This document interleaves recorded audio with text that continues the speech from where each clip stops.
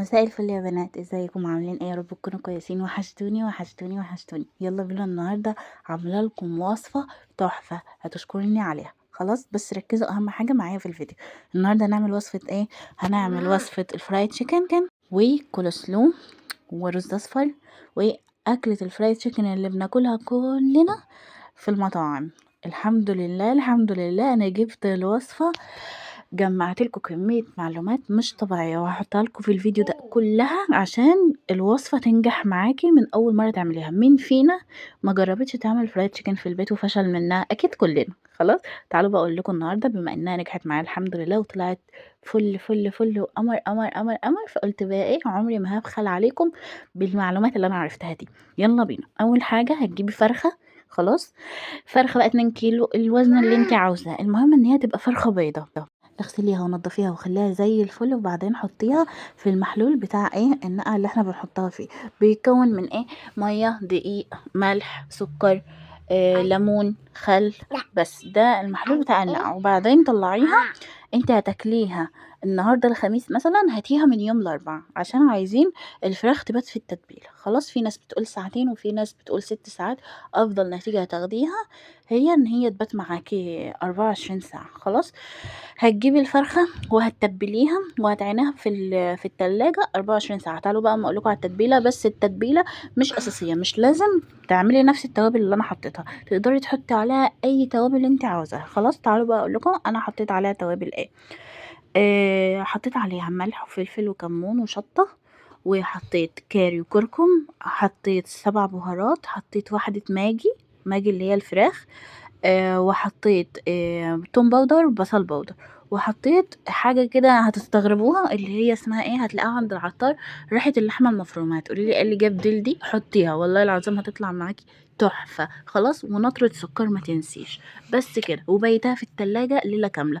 طلعيها. انا هنا كنت طلعتها تاني يوم خلاص عشان هبدأ ايه ان انا اطبخها. قطعت الفرخة 12 قطعة زي بالظبط الفرخة الكاملة اللي بتبقى في المطعم، قطعتها 12 قطعة بالظبط. خلاص وسبتها على جنب وجبت بولة. عايزين بقى ايه نعمل الطبقة الكريسبي اللي عليها من بره. خلاص هقولك عليها هتعمليها ازاي وتطلع معاكي مقرمشة وطرية في نفس الوقت وليها طعم. وبصوا زي بالظبط الفرايد تشيكن اللي بناكله بره. خلاص هتجيبي اول حاجة الدقيق.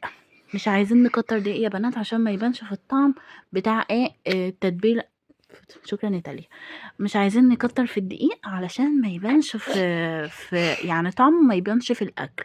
خلاص حطي كوبايه دقيق واحده عليها 4 فيجيتار او 5 اللي انتي عاوزاه. المهم ان سر الكريسبي اللي بيبقى على الفراخ الفرايد تشيكن بيبقى مضاف لايه، فيجيتار. هاتي بقى فيجيتار حار او هاتي فيجيتار عادي اللي انت عاوزاه. انا جبت عادي بصراحه علشان الولاد وكده، فانت لو عايزه حر هاتي فيجيتار حر. واقسمي مثلا الفرخه نصين، اعملي حطي شطه كتير على التتبيله بتاعه الفراخ لو انت عايزاها حر، وحطي برضو في الدقيق اللي انت هتعملي لي الفراخ شطه. خلاص هتطلع معاكي حر.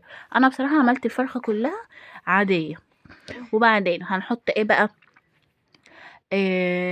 الدقيق وبعدين الفيجيتار وبعدين معلقة واحدة من نشا. خلاص معلقة نشا واحدة، ما تكتريش عشان الطعم يطلع معاكي حلو. وهتتبليه بقى، هتعملي ايه نفس التتبيلة بالظبط اللي هتحطيها في الفراخ حطيها في الطبقة الكريسبي او على الدقيق اللي احنا هنعمل بيه الفراخ. هتحط ايه بقى، ملح فلفل كمون شطة ماجي، سكر، نفس بالظبط البهارات اللي انت هتحطها في الفراخ حطها في الدقيق. خلاص وبعدين قلبوهم في بعض كده. عايزين الدقيق يبقى ايه متبل، فاهمين؟ عشان لما نيجي ناكل الفراخ يبقى ايه ليه طعم كده، اما نيجي ناكل القطعه الكريسبي اللي بره يبقى ليها طعم زي المطاعم بالظبط. وبعدين هتقلبوهم في بعض وهتسيبيهم، وهتجيبي بولة فيها مية وتلج. لو ما عندكيش تلج عادي هاتي مية من الحنفية وخلاص. انا جبت بصراحة مية من الحنفية بس الاحسن يعني حط عليها تلج. المهم ان المية تبقى سقعانة قوي. تمام عشان الفراخ تكرمش كده اللي هي الطبقة اللي بره دي تكرمش معاكي. هتجيبي مَيّة تحطي فيها معلقة أو معلقتين من الدقيق وبس كده، ما تحطيش عليها أي حاجة تانية، وهتاخدي بقى ال3 بولات اللي أنتِ عملتيهم، بولة الدقيق وبولة المَيّة وبولة الفراخ، واطلعي يا ستي على البوتاجاز. خلاص. هتعملي إيه بقى، هنجيبي حلة، أصغر حلة عندِك، ما ينفعش مقلاية، ما ينفعش صينية، ما ينفعش الحاجات دي كلها. إحنا عايزين الفراخ تنزل في زيت غزير، وهتستغني يا ستي في الوصفة دي عن إزازة زيت. تمام. هاتي إزازة زيت كاملة، كبيها في أصغر حلة عندك عشان تدينا زيت غزير. تمام. وسيبي الزيت يسخن قوي قوي قوي قوي، يقدح قوي. تمام. وبعدين انزلي فيه بالفراخ بالظبط، يعني الوقت اللي انت هتعملي فيه الفراخ هتحطي فيها الدقيق يبقى نفس الوقت اللي انت بتقليه فيه. يعني ما تحطيش الفراخ في الدقيق وتسيبيها شوية عما تعملي حاجة وبعدين تقليها تاني او تحمريها، لا. وقت ما هتحطي الفراخ في الدقيق وفي المية وترجعي تحطيه في الدقيق تاني يكون نفس الوقت اللي انت هتقلي فيه الفراخ. خلاص. بس هتعملي ايه بقى، السر بقى في تسوية الفراخ ايه، هتجيبي الزيت وتحطيه في المقلاية وتخليه يحدق قوي قوي قوي قوي قوي، اللي هو يسخن جدا جدا جدا. نفس الطريقة اللي انا قايلها لكم، اللي انا بشرحها لكم، هي موجودة اهي في الفيديو. هتجيبي الفراخ تحطها في الدقيق، وبعدين تحطها في المية، وبعدين تحطها في الفراخ في الدقيق تاني، وبعدين تنزلي بيها في الزيت. خلاص. الزيت بقى، طريقة التسوية هتبقى عاملة ازاي، علي النار قوي، هاتي اصغر نار عندك في البوتاجاز واشتغلي بيها، حطي الزيت عليها، علي النار قوي قوي قوي قوي ان الفراخ تنزل في الزيت، الزيت سخن جدا. خلاص. وافضلي سايباها بتاع دقيقة دقيقتين، النار عالية عليها لحد ما تقلبي بمعلقة كده تشوفي ان الفراخ اخدت اللون الذهبي اللي بتاخده، اللي هو بتاع المطاعم، اللي هو الفراخ الفرايد تشيكن اللي بتبقى في المطاعم، شايفة بيبقى عليها لون دهبي ازاي. سيبي الفراخ على النار العالية لحد ما تاخد اللون ده. خلاص. ما تخافيش. وبعدين وطي بقى لو لقيتيها اخدت اللون الذهبي ده، مش الاصفر الفاتح، لا الذهبي، تبدأ تحمر بقى. خلاص. وطي النار شوية عليها، ابدأي وطي النار شوية بالراحة، وسيبيها بقى. هتسيبيها قد ايه، سيبيها من 10 دقايق ل13 14 دقيقة. احسبي تايمر على تليفونك او على التايمر بتاع البوتاجاز، وسيبي، المهم ان هي تعدي ال10 دقايق النار واطية عليها. ليه بقى، عشان تستوي من جواها العضمية نفسها، ما يبقاش فيها دم، تطلع معاكي مستوية ومن جوه وطرية وجوسي كده معاكي، وفي نفس الوقت من بره مقرمشة وماسكة نفسها. خلاص. هتعلي النار لما ايه، ال10 دقايق هتعلي النار اول ما تنزلي. شايفين هنا انا كنت بوريكم ان الفراخ غطسانه في الزيت، دي الطريقه الوحيده اللي هتسوي معاكي الفراخ، لازم زيت كتير. هتعلي النار في الاول، هعيد لكم الكلام تاني، هتعلي النار في الاول، بعدين اما يعدي دقيقتين هو الفراخ تاخد لون، ابدأوا وطوا النار وسيبوها 10 دقايق 14 دقيقة اللي انت عايزاه. المهم جسيها كده بالمعلقة او بالشوكة، هتلاقيها استوت معاك، هتلاقي المعلقة بتنزل معاكي. تمام. يبقى كده الفراخ استوت. هتعلي عليها النار لو ما كانتش اخدت لون في الاول، علّي عليها النار بعد ما تستوى، هتاخد لون. وبعدين هتعملي فيها إيه بقى بسرعة، هتجيبي مصفى مش مناديل، اللي كان بيبوظها المناديل، هتجيبي مصفى اللي هي السلّاستين. خلاص. أي مصفى عندِك بس مش بلاستيك عشان الزيت هيبقى سخن هينزل على البلاستيك هيتفاعل معاه، بلاش بلاستيك، هاتيها سلّاستين وتحتها طبق، وهاتي الفراخ بعد ما تخلص من على النار، خلاص استوت وأخدت اللون بتاعها وبقت زي الفل، نزّلي الفراخ في قلب المصفى وسيبيها بقى تنزّل زيتها براحتها. كده الفراخ بتاعتك مش هتبقى شاربة زيت، وفي نفس الوقت استوت، وفي نفس الوقت من برّه مقرمشة وعطياكِ القرمشة بتاعة الفرايد chicken اللي بتبقى في المطاعم. بس كده، وسيبيها بقى مع نفسها. خلاص. ممكن الخطوة ديّة تاخد معاكِ وقت، إن أنتِ هتحمّري كتير في مكان صغير، فهياخد معاكِ وقت. تمام. بس مش مشكلة، ادّيها وقتها. خلاص. ابدئي اقلي فيها يا ستي قبل الغدا بتاعكم مثلًا بساعتين، وأمّا خلاص خلّصتيها ابقي دخّليها الميكروويف تسخن تاني عادي، بس المهم إن أنتِ تدّيها وقتها في السِوَى عشان تطلع معاكِ حلوة. تعالوا بقى بسرعة أقول لكم وصفة الcoleslaw. الcoleslaw ده طلع أقسم بالله جوزي قال لي أحلى من بتاع المطعم. هنعمله إزاي، هتجيبي جزرة ونُص وهتبشريها، وهتجيبي كرنباية اللي هي الكرنب المحشي بتاعنا العادي، مش كابوتشا ولا أي حاجة من الحاجات دي، كرنب عادي هتاخدي منه قطعة، وهتبدئي تقطّعيهم بالطول. لو أنتِ بتحبي الcoleslaw طويل قطّعيهم بالطول، لو بتحبيه مفروم ريّحي دماغِك وهاتي الكرنب على الجزر ودخّليها في الكبة وافرميهم. خلاص. بس أنا باحبها طويلة، اللي هي الcoleslaw نفسه يبقى طويل.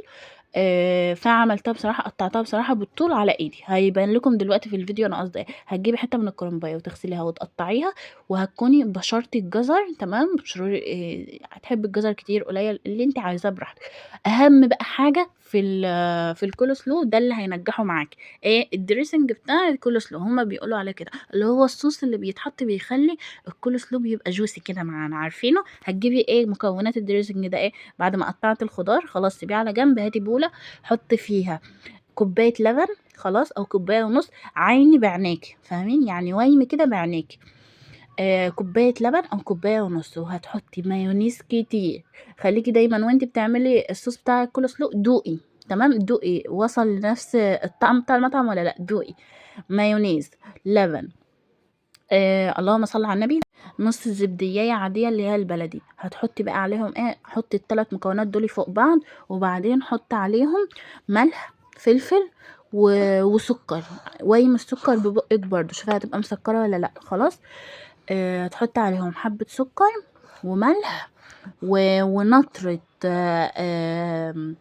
خل خلاص، وليمونه او نص ليمونه على حسب ما انت بتدوقيها، على حسب ما تعجبك. انا بصراحه اخدت مني ليمونه ونص تمام، اخدت مني ليمونه ونص وحبه اللهم صل على النبي خل تمام. بس اهم حاجه في الوصفه دي يا بنات المايونيز، اهم حاجه في الكول سلو المايونيز. وبعدين قلبي الصوص ده كله في بعضه، قلبيه كله كله كله كله، وانزلي عليه، وانزلي بيه قصدي في الخضار، وقلبيه بقى ودخليه الفريزر يسقع لك كده ساعة تمام. عشان لازم تقدميه بيبقى سقعان، عشان تحسي ان هو، شايفين يا بنات طلع بالظبط والله زي المطاعم. وهنا الفراخ بسم الله ما شاء الله، الله اكبر، الفراخ كانت طالعه تحفه تحفه تحفه.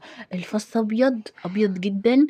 بفتحها لكم اهي، ما فيش فيها نقطه دم، الفراخ مستويه مهريه خلاص. وشايفين طبقه الكريسبي طالعه ازاي؟ هي طبعا الفيديو ظالم شكل الفراخ، شكل الفراخ حقيقي كان تحفه. الفراخ طلعت تحفة خطيرة، تحفة تحفة تحفة. وعملت طبعا جنبها حبة رز بسمتي، وقدمت الكول سلو. والبطاطس اتحرقت مني لان كانت بطاطس طبيخ، الراجل ضحك على جوزي ما جابهاش بطاطس قلي. وقدمت الاكل اقسم بالله، والكاتشب اللي بيبقى موجود مع الفريد تشيكن كله، وكنت هجيب فينو بصراحة، بس هو حب ايه، جوزي حبت لا ناكلها بعيش عادي. الفراخ يا بنات طلعت خطيرة خطيرة خطيرة، جربيها بالوصفة اللي انا قلتلك عليها دي، وانت هتخشي تشكريني اقسم بالله، انا واثقة في كده. طبقي كل اللي قلتهولك وهتخشي تشكريني. بس اهم حاجة لو لسه مكملة معايا الفيديو لحد الان، دوسي لايك لاختك، واكتبي لي تحت في الكومنتات هل الوصفة ديت نجحت معاكي ولا لا، واكتبي لي هتجربها ولا لا. بصراحة بس بصراحة هي نجحت معايا، ما عنتش هاكل خلاص خلاص والله العظيم اقسم بالله هعملها دايما في البيت، طريقتها تحفة. وطلعت وهم. وهنا خلاص حبايب قلبي انا كنت خلصت الفيديو، يا رب تكونوا استفدتوا باي حاجه، وسامحوني لو كنت بتكلم بسرعه وطلعت قراره في الفيديو، بس انا كنت عايزه اقول لكم كل حاجه انا عرفتها وبس. خلاص استنوني الفيديو الجاي حبايبي، مع السلامه.